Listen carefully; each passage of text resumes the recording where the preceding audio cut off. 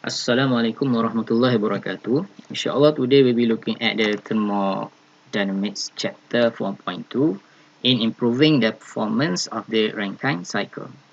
So in this chapter we'll be looking at two types of cycle, which is the ideal reheat Rankine cycle and the ideal regenerative Rankine cycle. First of all, we're looking at the ideal reheat Rankine cycle. So what is the ideal reheat Rankine cycle? Here is the figure of the ideal reheat of Rankine cycle. In this, the ideal reheat Rankine cycle, we have a boiler. We have two turbines, which is one is high pressure turbine, the second turbine is low pressure turbine, and we have a condenser and a pump. Okay. This is different from the basic Rankine cycle where we have only four main components, which is a boiler, a turbine, a condenser, and a pump. Okay, if you draw the TS diagram, it will be looking like this. We have a bell curve of the the main bell curve, where we separate the compressed liquid and high pressure liquid. And here is point 1 at the saturated liquid, and then we have point 2 at compressed liquid, and then we heat the liquid until it reach the certain temperature T constant, and then we add a heat again and it reach T point 3.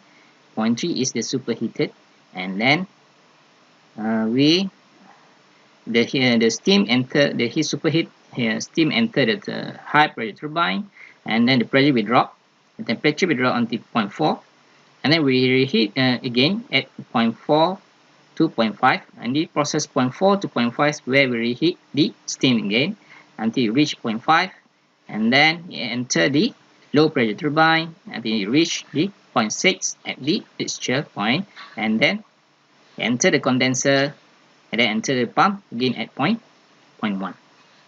Okay, this is the TS diagram for reheat Rankine cycle. So why we need reheat Rankine cycle? So kenapa kita perlu reheat Rankine cycle? Okay, first of all, if we increase the boiler pressure, sekarang kita increase the boiler pressure, we also increase the thermal efficiency. Okay, inilah cara logiknya memang macam itulah. Kita increase the boiler pressure, kita akan increasekan juga dia punya thermal efficiency. But the other but, it also increase the moisture content of the steam to an acceptable level. So kita akan juga increase dia punya moisture content. Okay, moisture content. Ini yang kita tak mahu. Yeah. Sebab kalau kita increase the moisture content, dia pun thermal efficiency dia akan decrease balik. Okay. The acceptable moisture constant X is above 0.5 to 0.90. Okay. So to overcome this, so we create a we superheated the steam to a higher temperature. So where we superheat this and the steam is at the point 2 to 0.3 here, 0.2 to 0.3. In the figure will be here in the boiler lah, 0.2 to 0.3 to the higher temperature, and then expand the steam turbine into two stages with reheating. Okay, first of all, the superheat vapor enter the higher pressure turbine, and then exit pressure turbine at 0.4, and then enter back the boiler to be reheat, and then exit the boiler at 0.5, enter back the low pressure turbine, and then exit at 0.6. Okay. At the constant pressure in between. Okay, at this point 0.4, 0.5, and the reheat kat dalam boiler, pressure dia constant. Okay, constant 4 dalam boiler dan 5 pressure dia constant. Okay, so mesti ingat dia punya figure macam ni lah. Kita ada boiler, high pressure turbine, low pressure turbine, condenser and pump. So contohlah kita start pada point 1. Pada point 1, datang point 1 dia adalah mixture ataupun saturated liquid. Enter the pump. Alright, enter the pump and then going into the boiler at point 2. Exit the boiler at point 3, become superheated. Enter the high pressure turbine, and then the temperature drop at 0.4, and then we reheat again in the boiler, and then exit at 0.5. Okay, at 0.5 where temperature is higher, sama dengan pressure and temperature 0.3, and then enter the low pressure turbine, exit the low pressure turbine at low temperature. and then enter the condenser to be turned back into saturated liquid.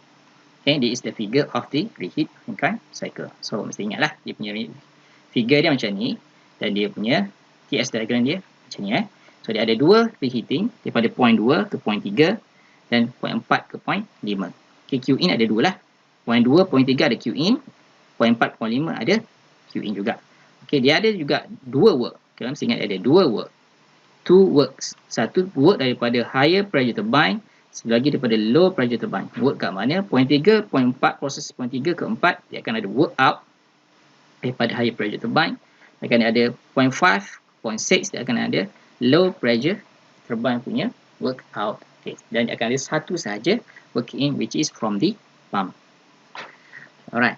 So how we write the thermal efficiency of the reheat Rankine cycle? So we know that the efficiency of thermal efficiency of a cycle can be written as NTH equal to W net over Q in. So since we have two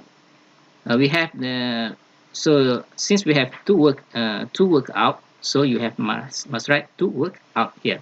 Okay, H3 minus H4 is a work out for higher pressure turbine. H5 minus H6 is the work out for low pressure turbine. Minus work, since W net is work out minus work in. So we need this work out, is work out, is work in. H2 minus 1 is work in from the pump over H3 minus H2. H3 minus H2 is the Q in. Okay, Q in the boiler here. H3 minus H2, and another one is H5 minus H4. Okay, alright. So and if we rewrite back the equation, we get N equal to 1 minus H6 minus H1 over H3 minus H2 in bracket plus H5 minus H6 in bracket. Okay. Okay, a single reheat in a modern power plant improve the cycle efficiency by 4 to 5%. Okay, kira dah banyak dah. 4 to 5% dah kira dah banyak dah. The reheat temperature are very close or equal to the turbine inlet temperature. Okay, so T at the reheat ni lebih kurang sama dekat point 3 dengan point 5, reheat dia punya temperature lebih kurang sama. Okay, at 3, T3 and T5, the temperature is almost the same. Okay, another one we will be looking at the ideal regenerative Rankine cycle. Okay, so what is the problem yang buatkan kita nak pakai regenerative? In the first is because the heat transfer to the working fluid during process 2 to 2 comma apa ni kat atas ni, at a relative low temperature. Okay, so kat sini ini adalah ideal. Untuk ideal kita tengok balik ideal, Rankine cycle punya ideal, dia bentuk dia macam ni. Okay, this is ideal. So tapi heat transfer to the fluid flow through the process 2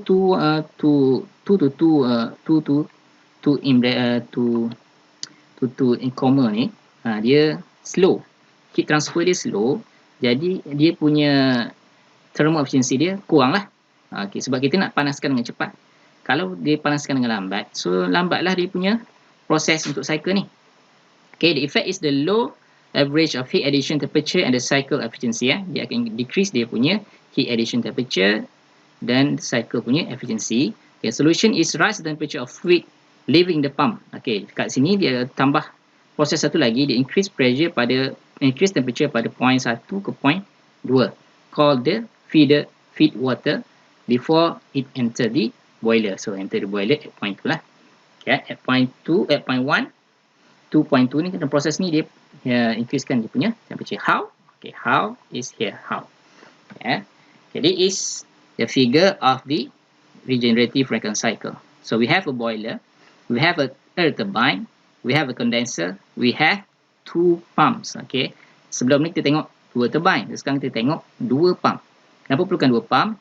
Satu pump untuk pump ke dalam FWH, ni water feeder, feed water lah. Okay, feed water ataupun dipanggil kat mixing chamber. Okay, ini mixing chamber. Maknanya daripada mixing chamber diperlukan pump lagi, pump 2 ni untuk masuk ke dalam boiler. Okay, tengok method macam mana. Okay, some steam is extract from the turbine at various point. Okay, so from point 5 to point, okay, after the steam enter the turbine, there is a point where the steam is kita alirkan ke dalam mixing chamber, dan steam yang lainnya kita masukkan ke dalam condenser.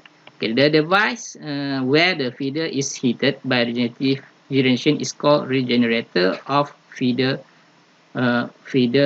water heater. Okay, FWH lah. Feed water heater, FWH. Okay, ataupun lebih kenal sebagai mixing chamber lah.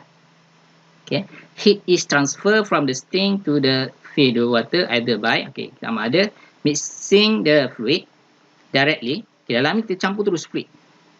Okay, campur terus fluid ataupun ataupun without mixing.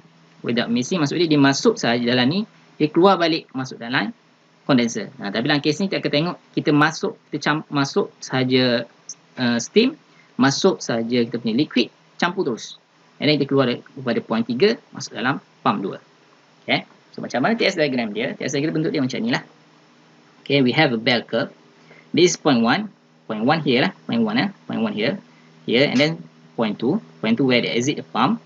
And then we enter the mixing chamber. Mixing chamber kat point 3 ni masuk dalam mixing chamber. Okay, masuk mixing chamber. Okay, kalau dia adalah mixing, kita masuk ke atas ni. Masuk ke point 4. Okay, masuk point 4 and then ke point 5. Okay, masuk point 4 ni masuk ke dalam boiler lah. Point 4 ni adalah boiler. Masuk ke atas sampai point 5, dia keluar pada boiler. Kat sini kita ada Q in. 4 kali 5, akan ada Q in. And then kita ada 5 ke 6, 6 ke 7. Okay, kat sini dia bagi 2 lah. Okay, dia bagi 2. 5 ke 6, 6 ke 7. Kita bagi 2 lah. Steam yang masuk daripada 5, terkeluar 2. Tempat 1 ke 6, 1 ke 7. Kalau dia masuk ke 6, dia akan pergi ke sini. Ke point 3 ni. Okay, and then akan recycle balik lah. Masuk kat sini balik. Masuk ke 4. Then masuk ke 5, masuk dalam balik. Okay, kalau pada yang ke point 7 ni, akan terus masuk ke 1. Okay. Alright. So this is the open or direct contact where we mix the liquid, the saturated liquid and the steam from point 6 and point 2. From point 2 is the saturated liquid. From point 6 is the steam. We mix them together.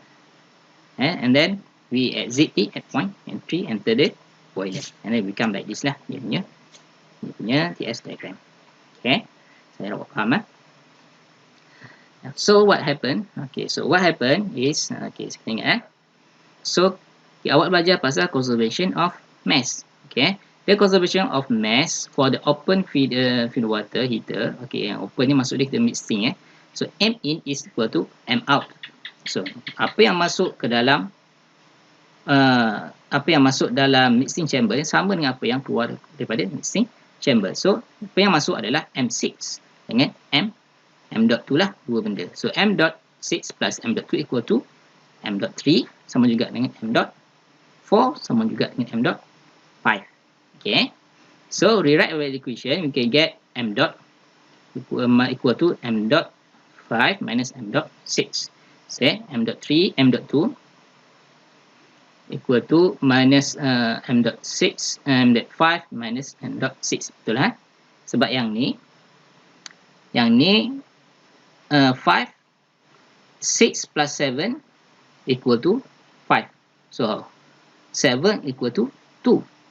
Okay, if you want to get 2, we have to minus 5 minus 6 and we got 2. Okay, logik So, at 5, so kat sini boleh ditulis juga sebagai YM5. M6 ni kita boleh tulis juga YM6. Kita dapat Y kat sini. So, YM6. So, M.5 equal to YM.5. Okay, M5 minus YM.5. Ni macam coefficient lah. Okay, so rewrite equation, we got M.5 in bracket 1 minus Y.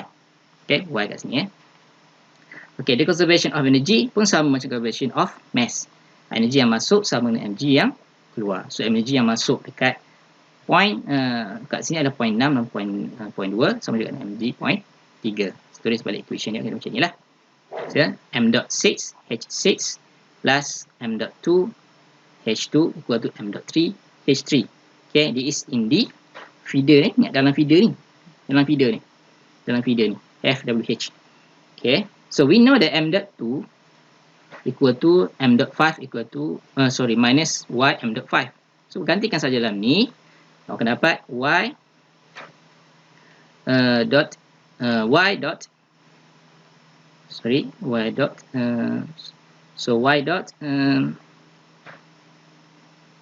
m.5 h6 plus m.5 bracket 1 minus y h2 equal to m.5 to h3. Okay, yang ni kita tahu yang ni. Tengok daripada yang ni, daripada equation ni. Okay, tengok daripada equation ni. Okay, alright. So kalau rewrite balik equation, akan dapat y, nilai dia boleh cari dengan y equal to h3 minus h2 equal h6 minus h2. Okay, so kita akan dapat nilai y macam ni lah. Okay, so untuk regenerative, so kita ada satu sahaja dia punya inlet heat in, ada cuma satu saja heat supply from Q in daripada 0.4 kepada 0.5 kat sini, 0.4 kepada 0.5 kat sini. So Q in adalah H5 minus H4. H kecil Q kecil ni, so dia ada specific heat. Specific heat out adalah, so ada dua lah kat sini sorry, ada satu saja, satu kat sini saja. Heat dibuang kat sini, kat condenser saja dibuang 17 ke 1 ke sini. So H7 minus H1. So kat sini kita tahu juga kita ada coefficient kat sini sebab sebab dia lari dekat 6 ni, dia pecah 2. So 1 minus y equal to H7 minus H in bracket minus H1 lah, close bracket. Okay, turbine work out equal to, work out sama turbine out H5 kat sini minus H6 plus, so ingat so and then in bracket H1 minus y, H1 minus y, kalau kita ada kat sini y, y kat sini ada, so H6 minus H7, H6 minus H7, ada 2 kat sini so ingat ada 2 kat sini, H5, H6, 6 ke 7, so ada 2 kat sini. Okay, and then last sekali work input pun ada 2 juga, so sebab ada 2, sebab ni pecah 2 ni work input ada 2, pump ada 2. Okay, 1 minus y, W pump I 1, pump I yang kat sini. Okay, W pump 2 kat sini lah. So kat sini pump in, aku tulis balik kat sini H2, H1, H2, H1, kat sini plus W pump 2 kat sini lah, H4, H3, H4 minus H3. Okay, right. Okay, itu saja untuk hari ini. So hari ini kita dah tengok 2 jenis lah.